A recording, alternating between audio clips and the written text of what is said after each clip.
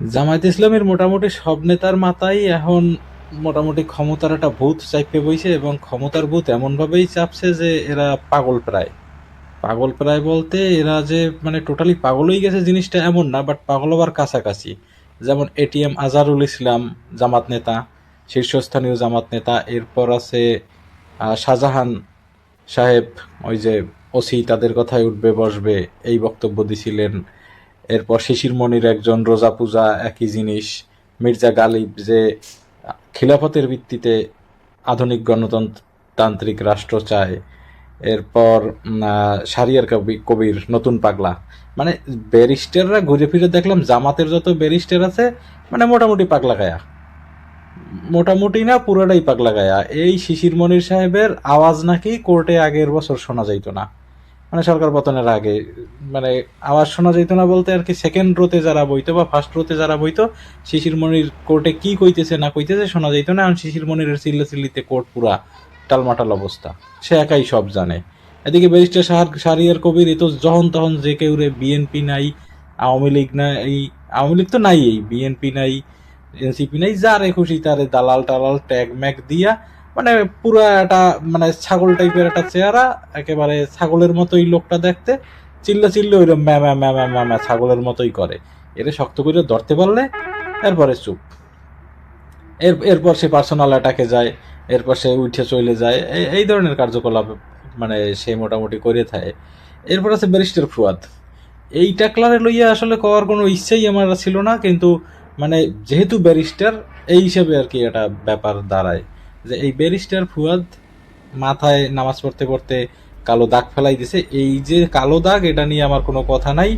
কেউ আবার ধর্মীয় দিকে চলে যাবে যে হ্যাঁ নামাজ নিয়ে কথা কইতেছি, বিষয়টা এমন না। বাট এ যে আপাদমস্তক এক ভণ্ড, মানে এ ক্রিকেট বোঝে না, এ বাংলাদেশের স্বাধীনতা নিয়ে প্রশ্ন তোলে, বিভিন্ন কিচ্ছা কাহিনী। এর একমাত্র মানে ইসের পূজনীয় দল হইছে জামাত। যার পুজো করে সে, যে মানে ইসলাম সে মানে সেটা হচ্ছে জামাত ইসলাম, অনলি ইসলাম। ফুয়াদের সেটা হচ্ছে জামাত ইসলাম। তো যাই হোক, এর মধ্যে এটিএম আজহারুল ইসলাম এই মাঝখানে আবার কি কইলো, মুক্তিযুদ্ধের নেতৃত্ব দানকারী দল আওয়ামী লীগ নয়, এটা হচ্ছে জামাত। তো ভাই, নিজামী রে জাতির পিতা ঘোষণা করতে মানা করছে কেডা?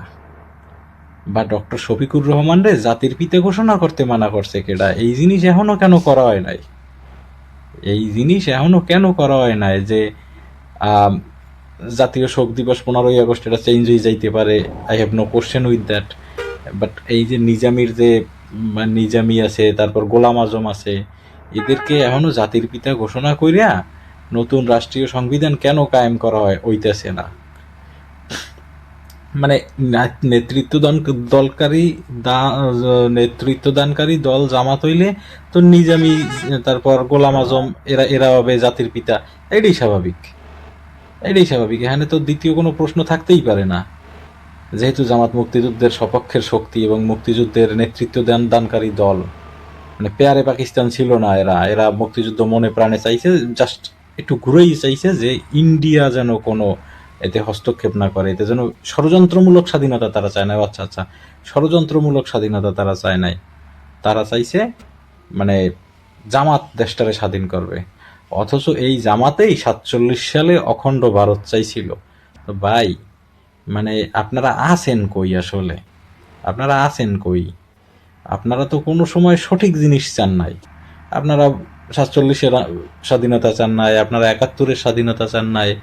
তো এরপর যাইয়া কালে কালে সব স্বাধীনতার নেতৃত্ব দানকারী দল আপনারা হয়ে গেছেন, এবং জাতির পিতা গোলাম আজম, জাতির পিতা নিজামী, জাতির পিতা এই যারা যারা আছে আর কি। আর এই কতটি পাগল ছাগল হায়ার করছেন শাহরিয়ারের মতো। এরপর এই শিশির মনির আবার একুশে শাহরিয়ারের চেয়ে রিলিভেন্ট। আবার এই যে ফুয়াদ, ফুয়াদ তো নাই, ফুয়াদও বাতিলের খাতায়, ফুয়াদ নাই। ওরা লিয়ে আলোচনা করাও একেবারে মানে টোটালি, মানে আমার তো নিজের কোনো অবস্থান নাই, এরপর ওরে লইয়া আলোচনা করলে ওই অবস্থানটা আরো মানে আমার মনে হয় যে নষ্ট হয়ে যায় জিনিসটা, যে ও আলোচনায় আসার মতো কোনো ব্যক্তিই না। তো এই এই যে পাগল ছাগল কতটি হায়ার করছেন, এই শাহজাহান, এরপর এটিএম আজহারুল ইসলাম, এরপর আছে ফুয়াদ, এরপর শাহরিয়ার কবির। তো এইসব দিয়া কি ভোট বাড়তেছে না কমতেছে? লাস্ট কিছুদিন যাবৎ দেখছি জামাতের কথাবার্তা এমনভাবে লাইন ছাড়াইছে যে শেখ হাসিনা একসময় যেরকম খুশি, মানে মনের খুশিতে এরে সুদখোর, ওরে টুক করে পানিতে ফেলাই দেওয়া উচিত, ওরে চুপনি দিয়ে উড়ানো উচিত, খালেদা জিয়ারে কি করা উচিত, এইসব যেরকম মানে আবল তাবল বকতে থাকতো, এইরকমই মানে বকা শুরু করছে এই জামাতের এই তথাকথিত নেতারা। মানে সুপার রুস্তমেরা, ওই গুপ্ত রুস্তম, সুপার রুস্তম টাইপের যত লোকজন আছে, এরা এরা এই কিচ্ছা কাহিনী এগুলো শুরু করছে। মানে ইচ্ছা মতো বয়ান দেয়া, মানে যা খুশি তাই কইয়ে বেড়ানো, এইগুলো শুরু করছে। আর এগো গডফাদার হইছে কেডা? এগো গডফাদার হইছে পিনাকি। পিনাকি দেখলাম কালকে এক পোস্ট দিয়েছে না, এক ভিডিও বানাইছে।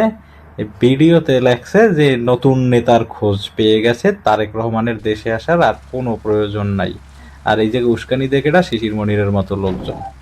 দেশে আইলে কি তোমাকে সমস্যা কি? দেশে আইলে না আইলে তোমাকে সমস্যাটা কোথায়? তারেক রহমান দেশে আউক না আউক, পরে আউক, নির্বাচনের দিন আউক, তোমাকে সমস্যাটা কোথায়? যখন 2001-তে তারেক রহমানের রাজনৈতিক কেরিয়ার ততটা মানে একেবারে ঐশ্বর্যমণ্ডিত বা এত ক্লিয়ার ছিল না, তারেক রহমান এত ক্লিয়ার ইমেজও ছিল না। তো লাস্ট কিছু বছরে তারেক রহমান নিজেরে যেভাবে উপস্থাপন করছে, নিজেরে যেভাবে প্রেজেন্ট করছে, যে তারেক রহমান একেবারে সুপ্রিম লিডার, এখানে কোনো মানে দেশের সব থেকে মানে ডাইনামিক লিডার হওয়ার যোগ্য সে, এখানে কোনো দ্বিমত চলে না। তো এখন এই লোকের ডিসিশন দেশে আসবে কি আসবে না এটা সম্পূর্ণ তার ব্যক্তিগত এবং দলীয় ব্যাপার। এখানে তার মা অসুস্থ, হ্যাঁ এটা একটা পয়েন্ট যে তার মা অসুস্থ, কেন সে আসে না? তার চাইয়েও তারেক রহমান, তার মায়ের যতটুকু তারে দরকার তার চাইয়েও বেশি দরকার এই দেশের তারেক রহমান রে। তো সে কখন আসবে না আসবে, আইলে কি তোমাকে কোনো লাভ হয় নাকি? আইলে কি ইসে দুটো বোম মারতে পারো নাকি? 63 উপজেলায় বোম মারছো 2006 সালে, এগুলো আমাকে মনে নাই? তোমরা যে 63 উপজেলায় 2006 সালে বোম মারছো, এই জিনিস আমাকে মনে নাই? তো আইলে কি এখন এয়ারপোর্ট একটা বোম মারিয়ে উড়েই দেবা নাকি তারে? এই প্ল্যান চলতে আছে নাকি? এই যে পিনাকি কাকু আর এই যে তোমরা এই যারা একালে বিদিকই গেছো, মানে মায়ের চেয়ে মাসির দরদ বাইরে গেছে, যার মা অসুস্থ হাসপাতালে, সে যে কোনো চিন্তা করিয়া বা যে কোনো শঙ্কায় আসতেছে না, আর তোমরা এককালে আমি আমি তারেক রহমানের জায়গায় থাকলে আমি দেশে চলে আসতাম, এইসব স্ট্যাটাস দিয়ে আবার তোমরা ডিলিট করে দাও। তো তোমাকে উদ্দেশ্য কি ভাই? তোমাকে উদ্দেশ্যটা কি? দেশে আইলে কি দুটো বোম মারতে পারো নাকি? বোম মারিয়া মাথাটা উড়াই দিতে পারো, তারপর দেশটা লুটে পুটে খাইতা? আর রুমিন ফারহান একটা বক্তব্যে কইতেছিল দেখলাম যে টানেলের লাস্ট যে আলোটা এইটা হচ্ছে তারেক রহমান এবং খালেদা জিয়া। সত্যি কথা, গণতন্ত্র টিকেই রাখতে গেলে এখন এই দুই ব্যক্তির কোনো বিকল্প নাই দেশে, বিশেষ করে তারেক রহমানের। আমি আবেগীয় মুনা, বাট আবেগ ছাড়াই আমি যেটা বুঝি যে এই দুই ব্যক্তির, বিশেষ করে তারেক রহমানের কোনো বিকল্প নাই বাংলাদেশে। তো এখন তোমরা যদি আর কি পারো যে একটা বোম মারিয়ে একটা পটকা মারিয়ে ফুস করে হেরে উড়াই দিতে, তো তাইলে তো তোমাকে সুবিধা হয়। সুবিধাটা কিরম হয়? যে তোমরা তাইলে খিলাফতের নীতির ভিত্তিতে আধুনিক গণতন্ত্র চাইতে পারো। মির্জা গালিব সাহেব, লজ্জাও লাগে না আপনাকে এইসব কথাবার্তা কইতে?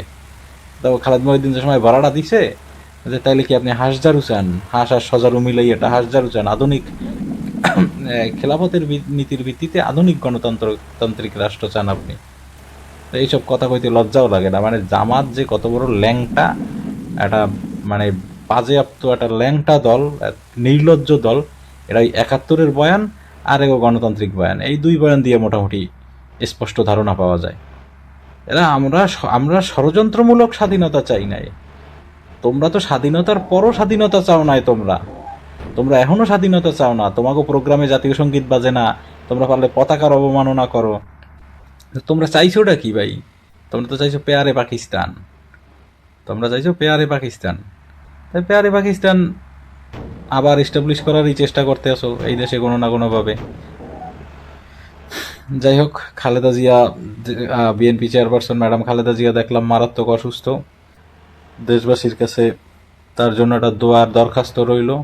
এই লোকটা সুস্থ হইয়া ওঠা জরুরি। এই লোকটা সুস্থ না হইলে গণতন্ত্র বহুদিনের জন্য আবার একেবারে মানে যেরকম হারাই গেছিল মাঝখানে, এরকম একেবারে শেষ হয়ে যায় গণতন্ত্র। আর তারেক রহমানের দেশে ফেরাটাও একেবারে, যেহেতু এই মুহূর্তে অনিশ্চিত, সেক্ষেত্রে এই লোকটার বাইচে থাকাটা খুব জরুরি। তো সবার কাছে দোয়া রইল যে অ্যাটলিস্ট ম্যাডামের সুস্বাস্থ্য, দ্রুত সুস্থতার জন্য সবাই আল্লাহর কাছে প্রার্থনা করেন। ধন্যবাদ সবাইকে।